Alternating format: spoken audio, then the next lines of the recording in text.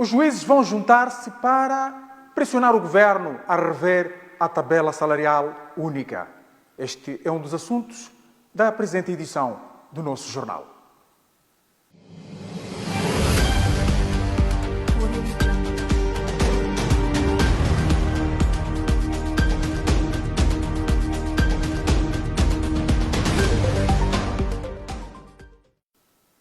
O economista Egas Daniel defende que seria sensato adiar-se o debate da Estratégia Nacional de Desenvolvimento 2025-2044 no Parlamento para a próxima legislatura. Daniel justifica o seu posicionamento, uma vez tratar-se de um instrumento de planificação e orçamentação que orientará o processo de desenvolvimento do país nos próximos 20 anos. O governo aprovou na última terça-feira a Estratégia Nacional de Desenvolvimento 2025-2044, um instrumento de planificação e orçamentação que orientará o processo de desenvolvimento do país nos próximos 20 anos. O documento, aprovado em sede de Conselho de Ministros, será submetido à Assembleia da República para o devido debate e possível aprovação. Falando a propósito, o economista Egas Daniel disse à MBC TV que é sensato que o debate sobre a estratégia no Parlamento aconteça no próximo ciclo governativo.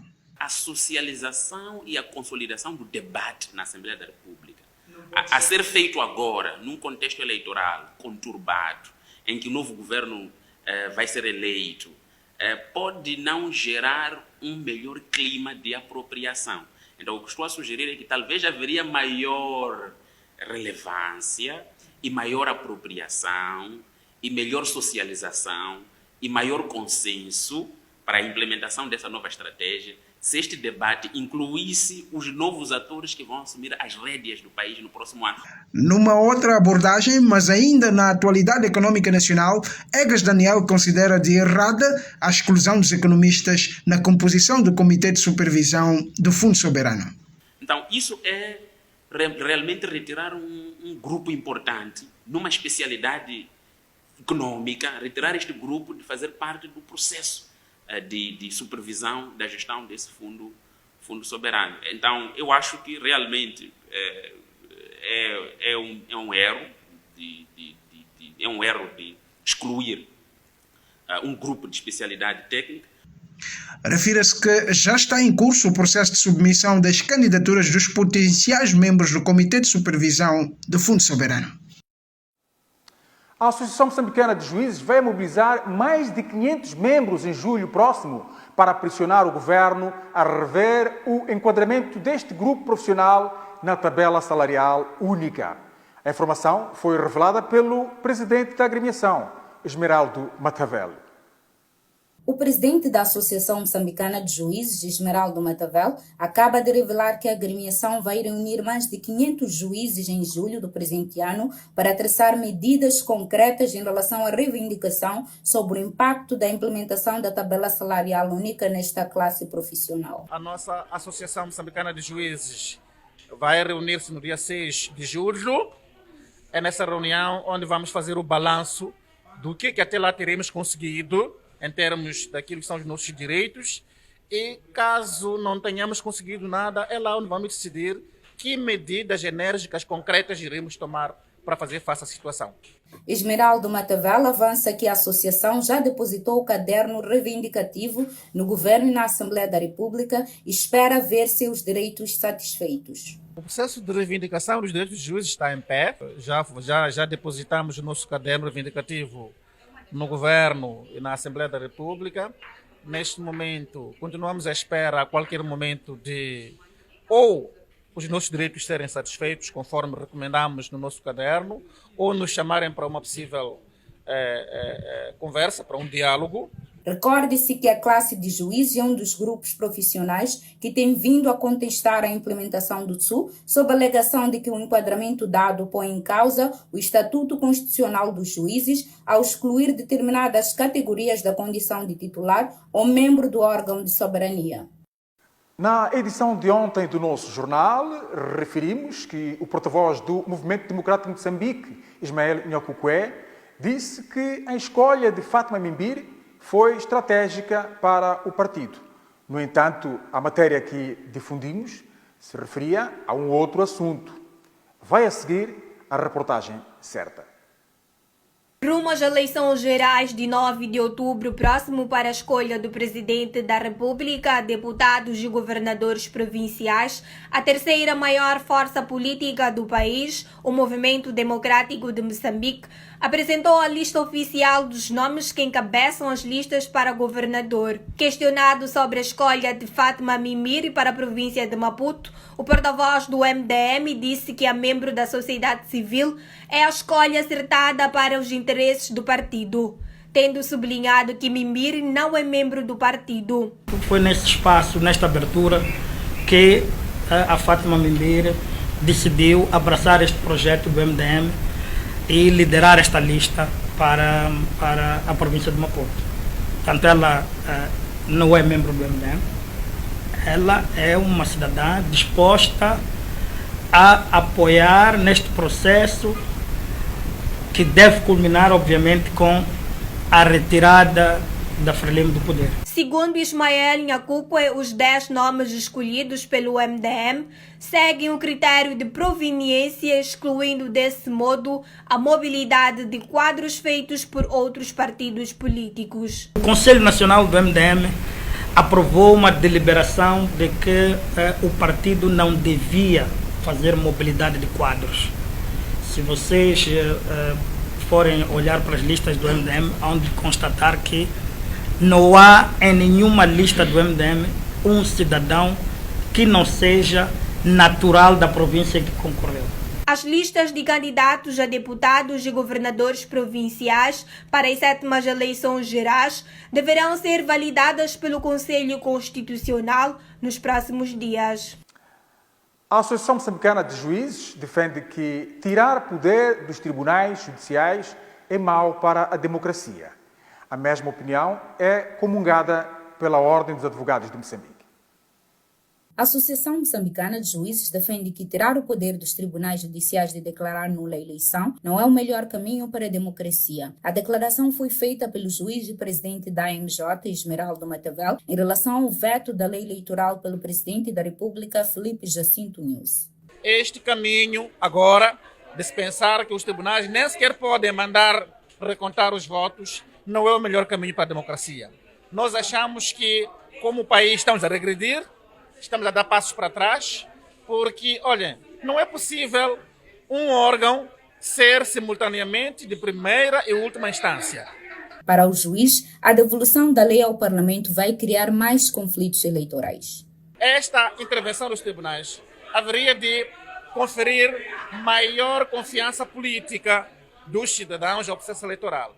Nós achamos que esta decisão que foi tomada pelo Parlamento e este veto presidencial provavelmente vai fazer com que tenhamos mais conflitos eleitorais. Benedito Costa, representante da Ordem dos Advogados de Moçambique, afirma que a decisão do veto à lei eleitoral foi feita sem nenhum fundamento e que a instituição está a acompanhar o processo para que não sejam violados os princípios do Estado de Direito Democrático. Do que nós analisamos, a declaração de veto do Presidente da República mandou basicamente voltar à norma para ser melhorada sem muita fundamentação. Portanto, estamos aqui numa zona cinzenta em que não percebemos bem qual foi a fundamentação, o motivo da devolução.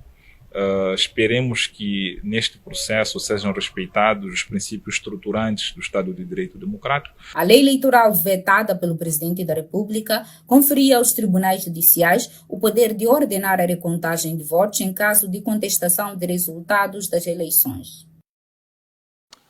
A devolução das leis de caráter eleitoral por parte do Presidente da República, Filipe Jacinto Nunes, continua a gerar reações. O politólogo Fidel Terenciano diz, por exemplo, que a demora na validação das leis é propositada e premeditada. Enquanto a Assembleia da República não se reúne para reexaminar as leis de caráter eleitoral devolvidas pelo Presidente da República, Filipe Nunes, as reações à não promulgação da legislação em referência continuam a chegar. Para o politólogo Fidel Terenciano, a demora que se verifica na validação das leis é propositada e premeditada. é uma situação propositada, premeditada, que tem em vista realmente criar situações ocultas. Aliás, Vítor de Sebeles é interessante ao apresentar essa abordagem dos jogos ocultos, que ilustram a ideia de que na política não há jogos abertos, há sempre jogos ocultos e que só você vai conseguir identificar quando eles chegarem no espaço aberto. Fidel Terenciano sustenta sua tese, referindo que a demora na promulgação pode condicionar o conhecimento pleno da lei e faz uma comparação com o Código Penal aprovado nas vésperas do julgamento do caso das dívidas ocultas. Lembra-se muito bem, a problemática do Código Penal também foi mais ou menos assim. Um Código Penal que foi aprovado ali nas proximidades do julgamento das dívidas ocultas, e que os advogados, quando começou o julgamento, não sabiam em qual código poderiam recorrer, se era de 1925 ou 28, ou se era o Código Penal recente. Refira-se que o reexame das leis de caráter eleitoral devolvidas pelo Presidente da República, Filipe Nyusi, está agendado para o próximo dia 10 de julho, quando o Parlamento realizar a sua 10ª sessão ordinária, que vai marcar o fim da 9ª legislatura. Como se vai comportar o tempo nas próximas 24 horas? Por efeito, chamo a antena a Mónica Mubai. Olá, Mónica. Como é que será o dia da manhã no concernente ao tempo? Boa noite, Isaac. Boa noite a todos os internautas e telespectadores da MBC TV. Vamos agora conferir a previsão de estado de tempo para as próximas 24 horas. Para a zona sul do país, Maputo prevê-se uma temperatura máxima de 24 graus, uma mínima de 13. E há possibilidade de um céu pouco nublado a limpo. Xai-Xai, vento do sudeste a nordeste fraco a moderado. E prevê-se uma temperatura máxima de 25 graus, uma mínima de 18. Em Mbande, céu pouco nublado a limpo. E prevê-se uma temperatura máxima de 25 graus, uma mínima de 18. Para a zona centro do país, Beira, há possibilidade de ocorrência de aguaceiros locais, acompanhados com trovoadas. E prevê-se uma temperatura máxima de 25 graus, uma mínima de 19. Chimoio, neblinas ou nevoeiros matinais e prevê-se uma temperatura máxima de 21 graus, uma mínima de 13. Tete, céu limpo a pouco nublado. Prevê-se uma temperatura máxima de 28 graus, uma mínima de 15.